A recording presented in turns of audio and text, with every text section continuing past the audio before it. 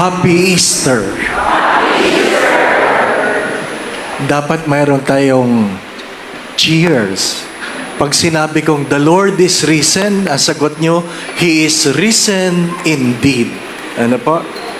Ano sagot? He is risen indeed. Yan. Pero dapat mas malakas. Yung kapanipaniwala. The Lord is risen. The Lord is risen. Yan. My dear friends, my brothers and sisters, if God has just risen from the dead, then everything is futile. Walang halaga. But because God has risen, number one, death does not have the final say. Death does not have the final say. Nagsimula tayo madilim, iilaw din yan. Di ba, no? Sapagkat hindi ang kadiliman ang may final say. Mainit, patay ang electric fan. Tatakbo din yan. Hindi po ba, na? Hindi makita ng reader ang readings. Makikita rin yan. Huwag kayong mawawala ng pag-asa. Yan ang mahalagang mensahe ng muling pagkabuhay. Huwag kang mawawala ng pag-asa. Kung may sakit ka, gagaling ka rin.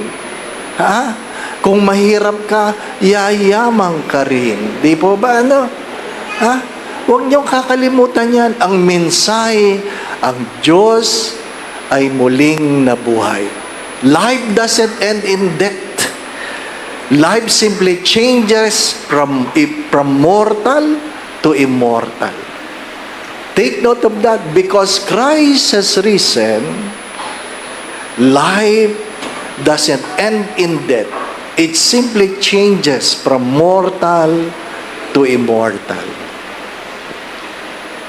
Kaya kahit ano ang kalungkutan, dahil pumanaw ang mahal mo sa buhay, magkikita-kita rin tayo. Di pa ba, no? Dahil mamamatay ka rin. Di ba, no? Natural. Di ba, no? At muli kang mabubuhay. Anong meron? Sa unang pagbasa, ang Diyos ang naghandog para sa lahat. Ang Diyos ang naghandog para sa lahat. Sa ikalawang pagbasa, hindi matatapos ang buhay sa pangpang kung hindi man nahahatiin ng Diyos ang dagat para makapaglakad ka ng tuyo, hahayaan ka niyang lumakad sa ibabaw ng tubig. Kung ano man ang iyong problema, nasaksihan mo, nabalitaan mo, you have witnessed, you have learned that if God will not split the water to make you walk in a dry land, He will enable you to walk on the water. The third reading reminds us of what? That we have a holy God. We are gathered and we will be gathered before a holy God.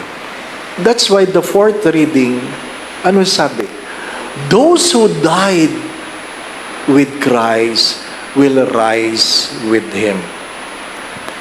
Those who died with Christ will rise with Him. That is our greatest hope.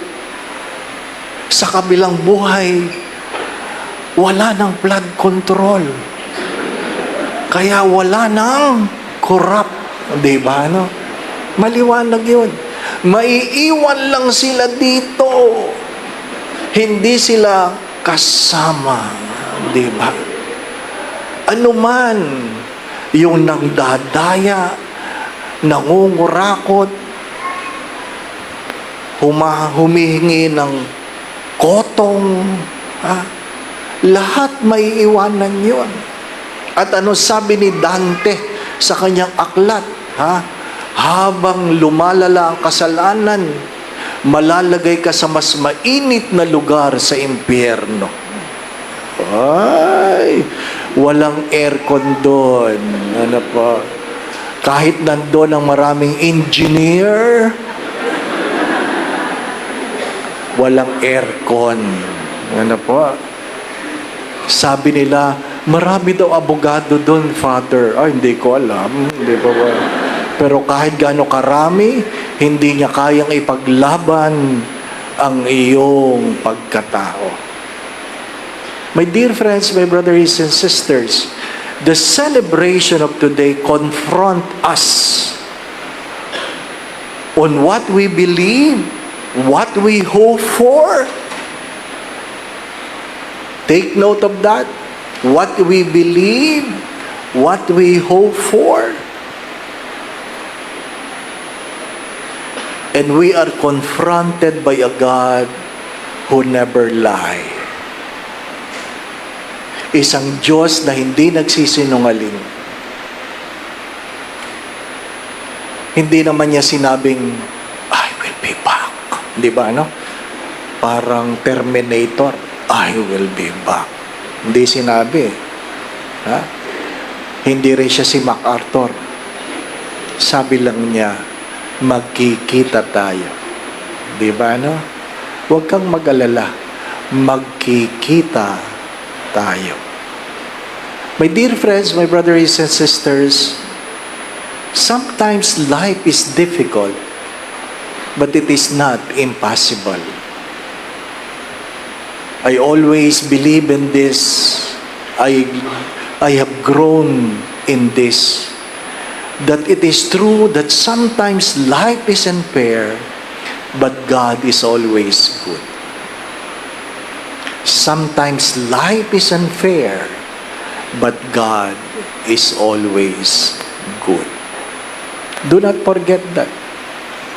Minsan, makakalamang sila. Minsan, magtatanong ka, bakit hinahayaan ng Diyos? At alam natin, ang pag-iisip ng Diyos ay hindi natin pag-iisip. Ang pamamaraan ng Diyos ay hindi natin pamamaraan. Kahit gaano kalaking bato ang nakaharang sa libingan, mula sa loob, yan ay bubuksan. Kaano man kadilim ang labas, sa loob magmumula ang liwanag. My dear friends, my brothers and sisters, kung ano man ang iyong pinagdadaanan ngayon sa buhay, huwag kang mawawala ng pag-asa. Sabi ko nga, pag tinitingnan mo yung krus, hindi lang yan mukha ng pagdurusa, kundi mukha ng pag-asa. Kung meron kang problema, tingnan mo ang mukha ng pag-asa. Hindi nabayubay ang Diyos dahil siya ay natalo. Hinayaan niyang mabayubay ang sarili sa krus upang ikaw at ako ay mapagtagumpayan ang anumang kahinaan sa mundong ito. My word of encouragement is that be the face of hope. Be the voice of hope. Maging mukha ka ng pag-asa. Ano? Sana, pag may nakikita kang may problema, ano po, lalong-lalo nang may sakit, pag nakita mo, bigyan mo naman ng pag-asa. Nay, gagaling ka. Di ba? Hindi yung malapit ka na. Di ba? Di ba, ano? Gagaling ka.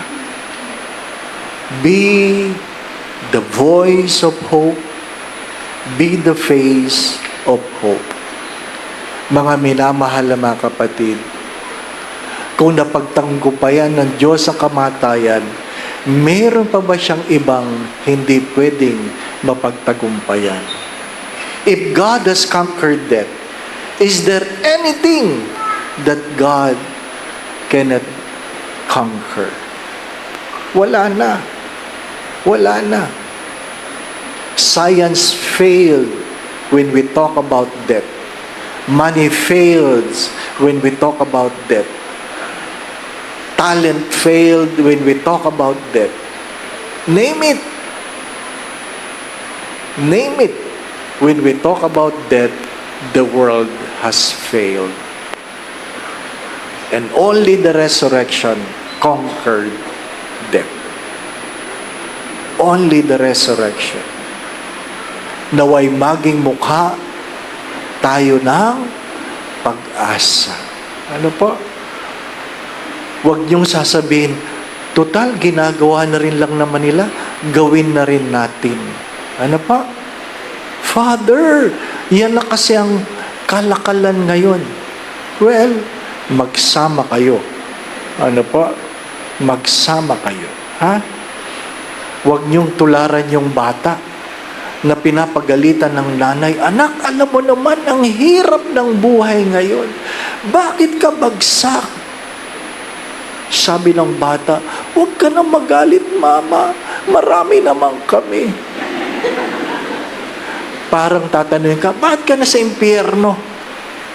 Lord, huwag ka na magalit. Marami naman kami. Yun. Marami kami lay minister doon. May mga lektor, di ba? No? May pari pa nga eh. Di ba? No? Ay, mahirap yun. Doon tayo nagsama-sama dahil nakalimutan natin na ang Diyos ay napagtagumpayan ang kamatayan. Hindi ako nagmamadali, ha? Hindi ako nagmamadali. Ano po? Mauna kayo. Ano po? Ladies first. But my dear friends, my brothers and sisters, regardless how long life is, no one is stayed forever. Regardless how long life is, nobody stayed forever. Don't be complacent. Never entertain the thought that you are healthy. Suddenly, you might be confused why you are quickly taken. There's a time for everything. And do not forget the words of Saint John of the Cross.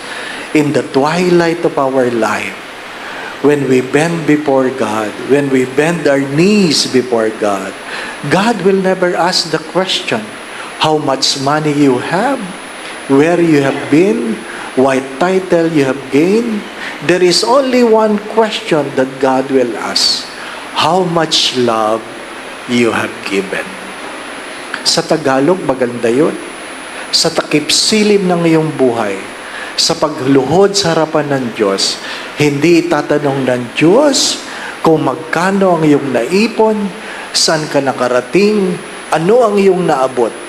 Isa lang ang tanong ng Diyos, gaano kalaking pag-ibig ang iyong pinagkaloob. Mabuhay tayo sa pag-ibig. Ano pa? Mabuhay tayo sa pag-ibig.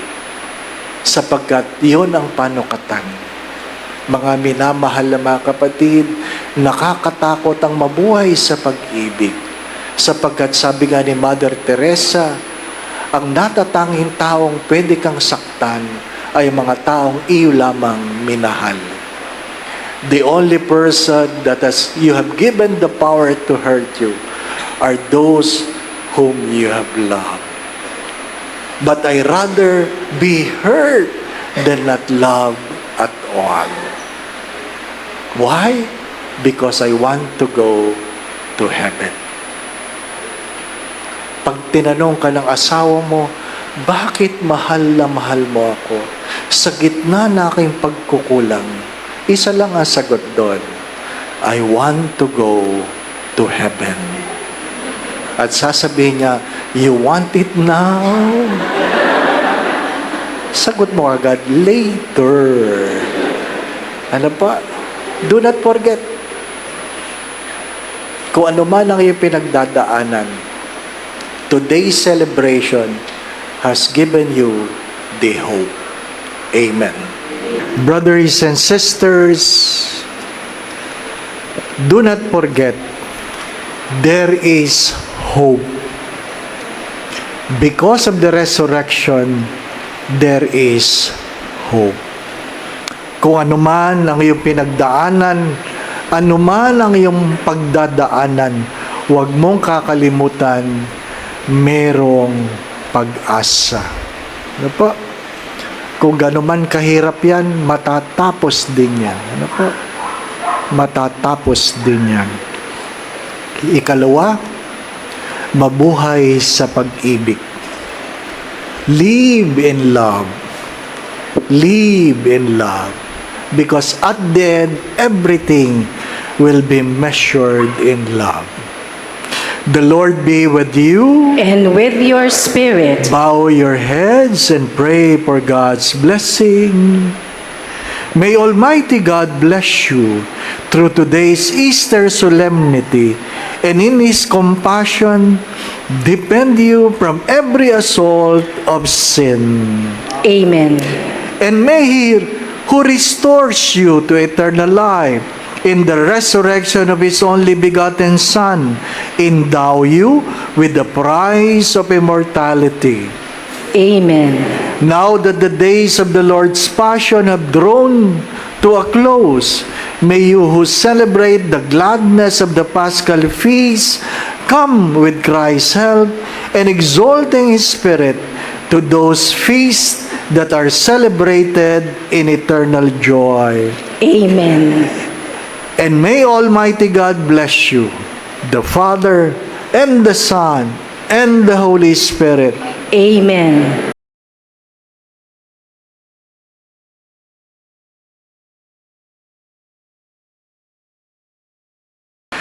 Jesus said to His disciples, "Do not let your hearts be troubled. You have faith in God, have faith also in me. In my Father's house there are many dwelling places. If there were not, would I have told you that I am going to prepare a place for you. And if I go and prepare a place for you, I will come back again and take you to myself, so that where I am, you also may be. Where I am going, you know the way." Thomas said to Him, "Master, we do not know where you are going. How can we know the way?" Jesus said to him, "I am the way and the truth and the life. No one comes to the Father except through me.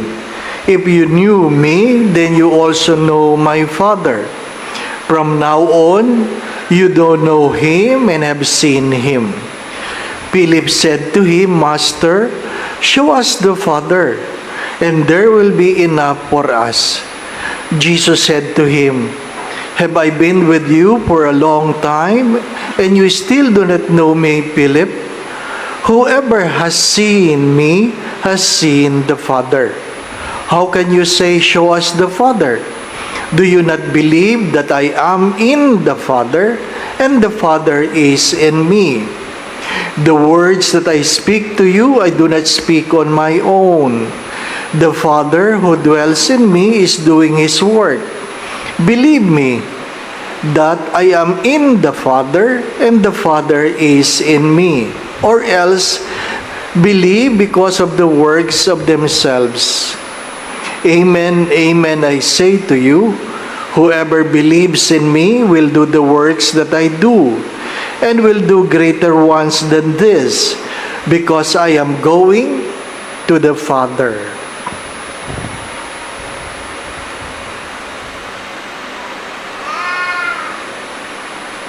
Brothers and sisters, the Gospel of the Lord.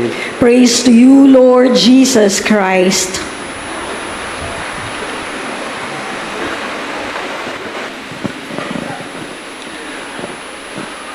I have not been feeling well for the past 2 weeks, and I'm leaving tomorrow for a pilgrimage. The doctor was worried, so last May 1, they decided that I do an executive checkup because after doing so many blood tests, they cannot rule out what is the reason. And good enough, it was determined. It was determined. And one of the doctors asked me to call her tonight after my mass. Hindi pa tapos. Ano po? But I would like to share, while in the hospital, you all know this, that there are more sincere prayers in the hospital than inside the church. There are more sincere prayer in the hospital than inside the church. And as I'm being transferred from room to room for the examinations, I notice faces of people. Faces that are worried. Ano po? Mga mukhang punong-puno ng pag-alala. At iniisip ko, dalawa lang iniisip niyan. Pag ikaw ay nasa hospital, dalawa lang iniisip ng tao. Ano yon? Gagaling pa ba? O paano babayaran ng ginastos? Dalawa lang. Di po ba, ano? Kahit mayaman ka, iisipin mo kung paano babayaran or gagaling pa ba? Di po ba, ano? So, at least ako, hinahanap lang ko ng salarin. Di po ba, ano? Dalawa lang. Gagaling pa ba o paano mababayaran? Pero, ang pagbasa ngayon, ang mas mahalagang tanong, pag namatay ba, langit o impyerno? Yun ang mas mahalagang tanong. Di po ba, anak? Wala namang nag-iisip ng ganun. Nobody is worried after dying if I go to hell or I go to heaven. We take it for granted. We have forgotten that because of Easter, life doesn't end in death. Life doesn't end in death. And seriously, today, we are being reminded, for those who have been doing the will of the Father, Jesus has been preparing a place for you. For those who have been doing the will of the Father, Jesus is preparing a place for you. Why? Because all of us will die. Eventually, we will die. Good will die, bad will die.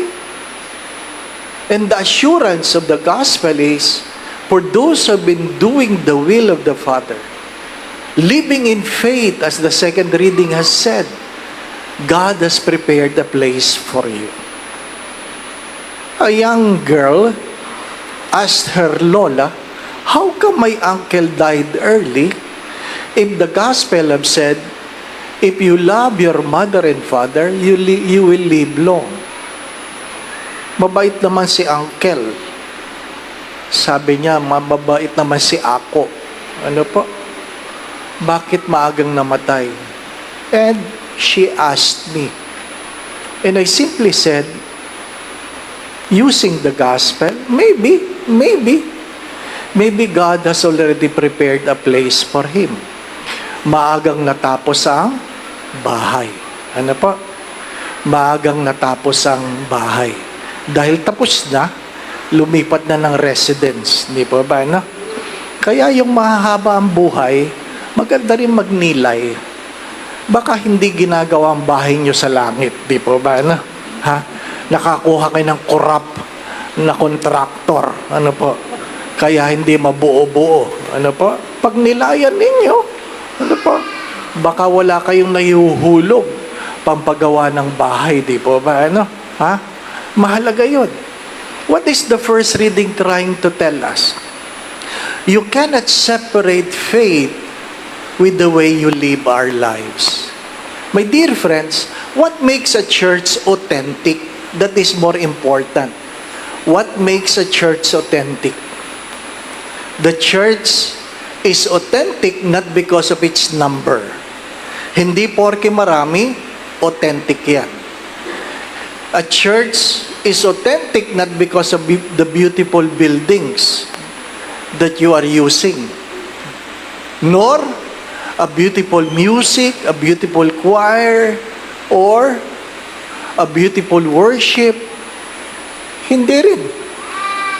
Hindi rin magaling yung preacher. Hindi. Hindi rin maraming servants. What makes a church authentic? The only answer is the first reading. That you have not forgotten the widows. That you have not forgotten the neglected. That is very important in the context of the Jews, because if you are a woman, you have no voice. Children have no voice. Women have no voice. And the moment you become a widow, you have no voice. You are among the neglected. And the first reading reiterates the role of the church to take care of the neglected. As I always say this, that we have three obligations: to worship God, to preach the gospel, to serve the poor. Whether you like it or not, this is something that from us as a church and as an individual, to worship God, to preach the gospel, and to serve the poor. My dear friends, it's good to ask ourselves, when every time I go to church, do I worship God or I simply worship the preacher? Hello? Do I worship God or I simply worship the preacher?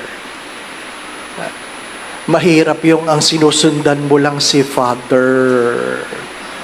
Kaya pag naglipatan ng assignment, lipat ka rin. Di ba? Wala ka naman sa appointment, si Father lang. Di ba? Sunod na sunod. O kaya naman, walang sinundan kundi yung healing priest. Yun, patay na. Kasusunod sa healing priest. Di ba? Nagsama sila. Do not forget this. That's why the Catholic Church, since the very beginning, has the biggest charitable institution in the world. The Catholic Church, has the biggest charitable institution in the world. Minsan, mayroong tumuligsa sa akin, wala naman kayong ginagawa. Wala naman kayong ginagawa. Minsan maganda rin patulan. Sa pinatulang ko, naglitanya ako ng ginawa ng Caritas Manila. Magkano, saan? Nung naisulat ko, ang comment niya, masyado ka namang mayabang. Alam nyo, talagang gumawa kayo ng mabuti, may pupuna. Wala kang gagawin, may pupuna. Di po ba, Ang mahalaga, saan ka pupunta sa iyong ginagawa? My dear friends, my brothers and sisters, but to push it further. To push it further. Hello? Gising ate. Ano yon? Pag sa pamilya ninyo, ang ganda ng bahay mo, pero mayroon kang nakapabayaang kapatid, malaki ang pananagutan mo sa Diyos. Hello? Kung ikaw ay marangya ang buhay, masagana ang iyong kinakain, maganda ang iyong bahay, at napabayaan mo ang sarili mong magulang, you neglect your own aging parents, or mayroon kang kapatid na pinapabayaan, na sana'y dapat tulungan, iyong hinusgahan, huwag mo itong kakalimutan.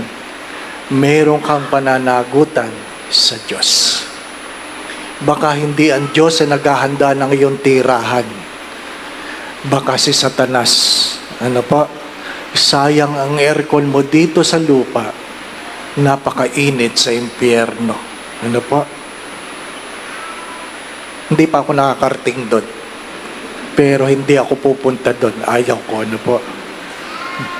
Sinabi ko na sa inyo ito, Walang picture sa langit. Dahil walang korap sa langit. Walang picture sa langit dahil walang korap sa langit. Yung mga korap, makikita nyo sila. Nagpapagawa sila ng blood control doon. Akala nila kaya nilang patayin ang apoy ng impyerno. Seriously, we take this for granted. We take this for granted. Kung anong iyong tinanim, meron kang aanihin. Amen. Ang sekreto po ng mahabang buhay, maraming birthday. Yan ang sekreto. Kaya damihan niyo ang birthday ninyo. May the Lord bless you and your family. Happy birthday. Going back to what I've said, my dear friends, my brothers and sisters, what makes a church authentic is not its prayer, not its building, not its population, not its beautiful worship, but how much they have cared for the poor. Kaya tayo sa Greenbelt, meron tayong Love a Parish program. Pero mahalaga din sa pamilya na kapag tayo'y umuunlad, hindi tayo dapat nagpapasasa. Tinutulungan natin ang mahirap nating magulang o kapatid. Let charity begins at home. The Lord be with you. And The Lord be with you. And with your A spirit. reading from the Holy Gospel according to St. John. Glory to you, O Lord.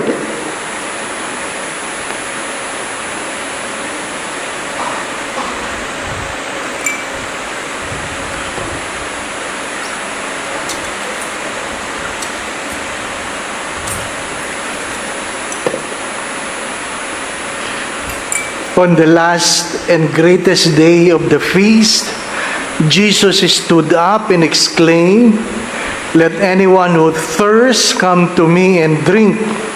As the scripture says, rivers of living water will flow from within him who believes in me." He said this in reference to the Spirit, that those who came to believe in him were to receive. There was, of course, no Spirit yet, because Jesus had not yet been glorified.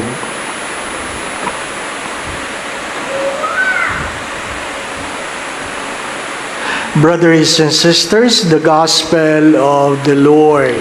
Praise to you, Lord Jesus Christ.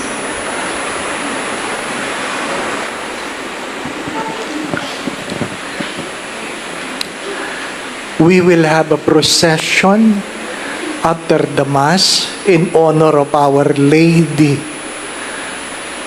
Bakit natin ginawa ngayon, hindi sa huling araw ng buwan? Because for the past several years, palaging umuulan. Kaya nilipat natin.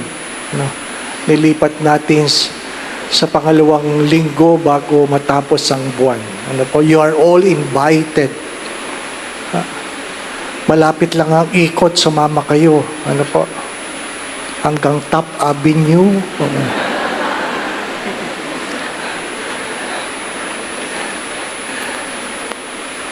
Pentecost literally means 50.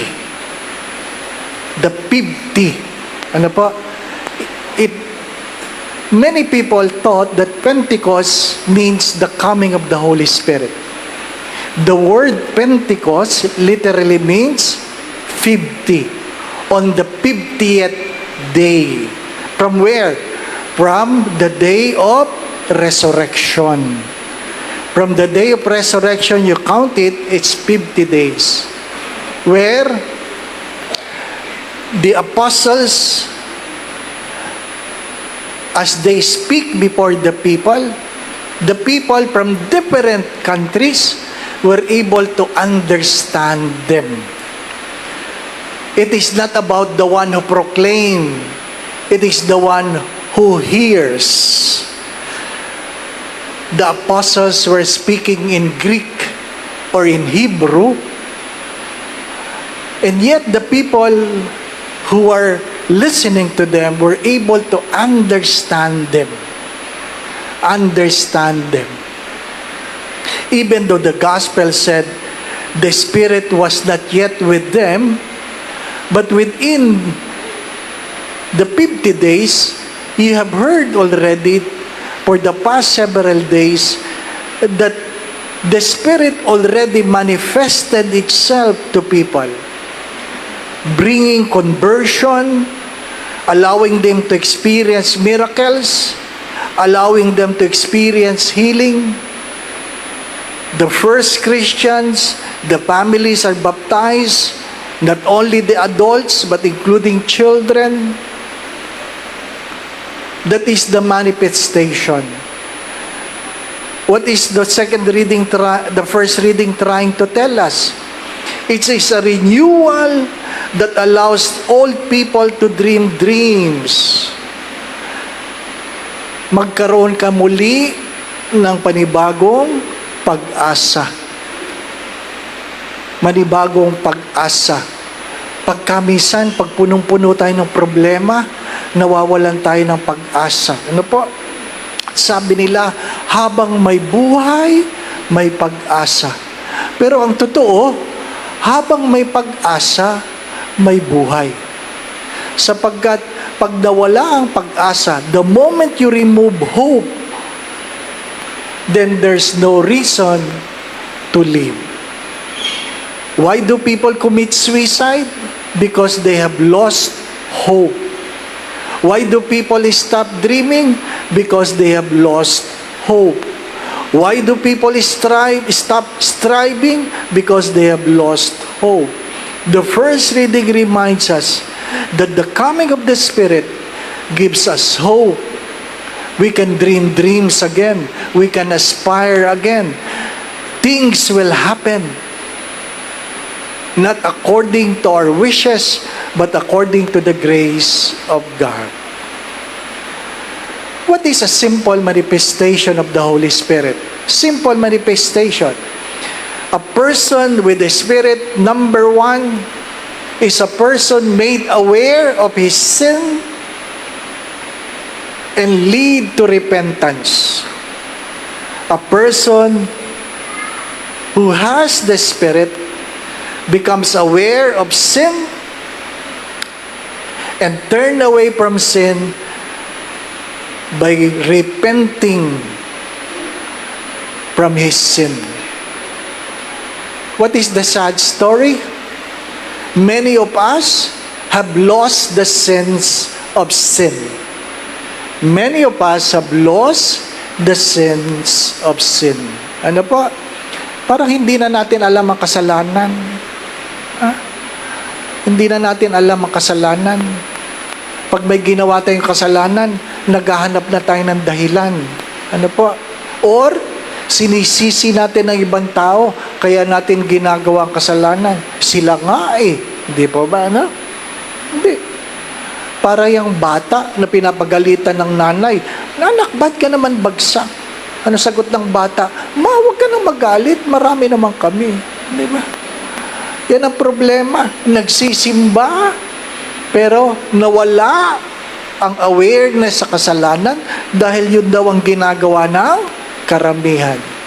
Second, if the Spirit is in you, you live in the truth. You live in the truth. Nabubuhay ka sa katotohanan.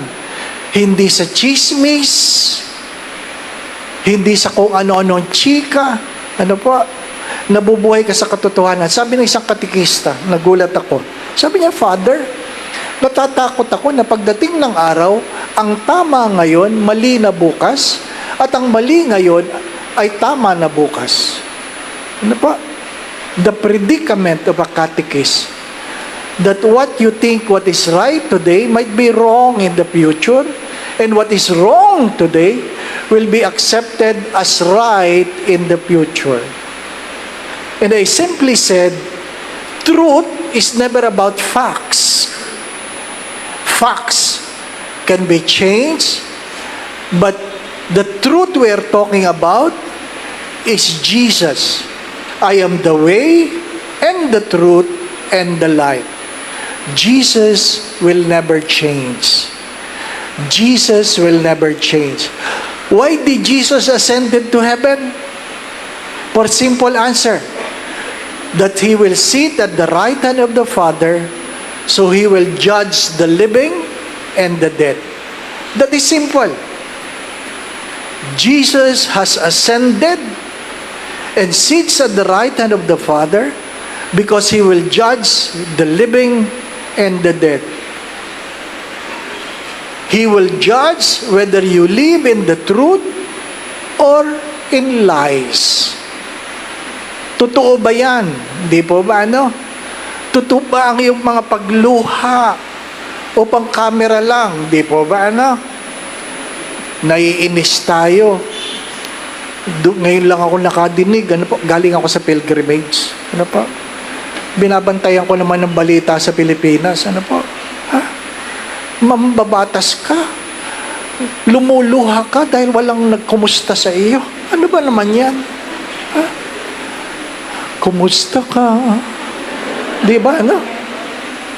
Hindi mo nga kami kinukumusta eh. Di ba? Ang hirap. Very entitled. Very entitled. My dear friends, my brothers and sisters, you are voted so that you will serve, not to demand. Live in the truth. Live in the truth. Third, if you have the Spirit, then you become a better person today than yesterday. You try to become a better person. Kung 7 araw ko nagchichismis, hari nawa, 5 na lang. Di ba ano? Oh, pag 5 araw ko na nagchichismis, sabihin mo, kota na ako. Ano po? Sa Lunes ka na uli magtanong. Di ba ano? Ha? Yung mga chismosa, di ba ano? Chismoso. Ano ang simula na kailang mga salita? May sasabihin ako. Atin lang. Yan. Chismis yan. Ano po? Chismis yan. Ito ang tandaan ninyo. Ano po? Ha? Tuwing palitan ng assignment, palaging may lumalapit sa pari. Alam mo, Father. Ano po? Ha? Anong sagot ko dyan? Huwag ko kayo magkwento sa akin. Huwag kayo magchismis. Sapagkat alam ko, pag alis ko, i-chismis nyo rin na ako. Hindi po ba, no? Ha? Huwag kayong maniwalang atin lang yan. Ha? Kaya nga chismis, hindi po ba, no? Ako, pag gusto kong mabilis ang balita, sinasabi ko yun, uy, atin lang. Pakisabi. Ha? Kakalat agad yun. Ano po? At ang malungkot na kwento ang malungkot na katotohanan. Sorry ha, bato-bato sa langit. Ang tamaan, buti nga. Hindi po ba, ano? Ha? Ang pinakamaraming chismoso, simbahan. Nasa simbahan. Ha? Napakadami. Nawala ang anak ng aking kapatid. Siyempre, natakot kami, nawala sa Mega Mall. Oh, iyak ng iyak. Nalakad ko simula basement hanggang 5th floor. Ano po? Parang hindi ka napapagod. Naghahanap ka ng karayom sa dayamihan. Ano po? Ha? Yung aking mga kapatid na sa mga pinto, baka lumabas. Ha? Alam nyo, pagkatapos sa 1 buwan, may tumawag sa parokya. Sabi, kayo po si Father Dave? Opo. Sabi niya, kabata niyong pari, ka-ordain niyo lang. Ha? Hindi na kayo nahiya. May kasama kayong babae na umiiyak sa mall. Nabuntisan niyo siguro. Grabe. Sabi ko, taga saan ho kayo? Ano po? Tinatawagan niya ako. Nasa Taguig ako noon. Taga saan ho kayo? Sabi niya, taga-Alabang ako. Alam ko nangyayari. Sabi ko, ang galing mo, ang galing nyo. Yung babaeng yung kapatid ko, nawawalang pamangkin namin. Ay, sorry, Father. Alam ko na ho kung saan kayo pupulutin pag kayo namatay. Ano ba? Diba? Napaka-chismoso. Pinagmalaki pang naglilingkod siya sa simbahan. Ano po? You must be aware of sin and turn away from sin. You live in the truth. You make your life better today than yesterday. You improve. You are the source of peace and not division. Kung kayo po ay pinapanahanan ng Espiritu Santo, hindi kayo dahalan ng hidwaan ng ibang tao. Palagi ko po itong sinasabi. Ano po? Ang alin? Hindi nyo mapipigilan ang taong umalis sa simbahan. You cannot prevent people from leaving the church. There are people who leave the church.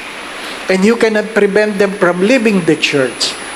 But hopefully, you are not the reason for them to leave the church. Hopefully. Mga minamahal na mga kapatid, mahirap yung nakaupo tayong ganyan. Feeling natin, tayo ang may-ari ng upuan. Nakailang parokya na ako. The same ang sakit ng maraming nagsisimba. Ano yon? Feeling niya, kanyang upuan yan. Kamakailan dito, may nag-away. Sinigawan ng isang matanda, akin yan. Ha? Sabi ko, hindi ko alam na nabili niya yan. Pang-4 na taon ko na ito. Wala, hindi naman ako nagbenta ng upuan. Paano napunta sa kanya yan? Ano po? Hindi na ako magsisimba dyan, Father. Well, it's a sad story. Ano po? We are so entitled. To live in the Spirit is to live in peace. My dear friends, my brothers and sisters, and if you read the letter of Paul to the Galatians, you will find the fruit of the Spirit. You will find the fruit of the Spirit. And you ask yourself, nabubuhay ba ako sa pag-ibig? Nabubuhay ba ako sa kapayapaan? Nabubuhay ba ako, sabi nga, sa kahinahunan? Gentleness or meekness. Meekness is not a sign of weakness. Meekness is strength under control. Ang pagiging mahinahon. Ano po? Mahinahon. Nagmisa ako sa isang parokya. Naku, sikip na sikip ang parking. Sikip na sikip. Kaya sabi ko, pagkatapos ng misa, sa final blessing, sabi ko, sana walang nag-aaway pagkatapos ng misa dahil sa parking. Lo and behold, meron. Bakit? Natatagalan siya doon sa isang umaalis. Busina ng busina. Ano mga minamahal na mga kapatid? Para kayo nagmamadaling mamatay. Hindi pa ba ano? Ask yourself, meron bang pagbabago sa buhay mo kumpara noon at ngayon? Have you become a better person? Have you become a better person? Ask yourself, naging mas mabuting asawa ka ba? Naging mas mabuting anak ka ba? Naging mas mabuting kapatid ka ba? Magsimula tayo sa tahanan. Magsimula tayo sa tahanan. Mga minamahal na mga kapatid, sapagkat kung ano ang inaasal natin sa lipunan, sumasalamin lang yan sa ating relasyon sa loob ng tahanan.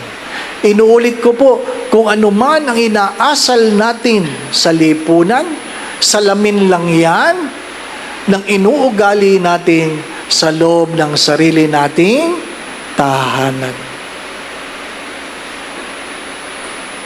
Before we talk of a better world, let us first talk of how we can make a better family. Without a better family, there's no better church and there's no better world. The Spirit was given so that we may live a life pleasing to God. And this is our prayer. Lord, make my life pleasing to you. Amen. Going back to what I've said, my dear friends, my brothers and sisters, to have the Spirit is to live in the truth, being aware of sin, turning away from sin, live in peace, live in communion, and hopefully, my dear friends, my brothers and sisters, our lives become better today than yesterday. The Lord be with you. And with your spirit. And may Almighty God bless you and your family, the Father, the Son, and the Holy Spirit.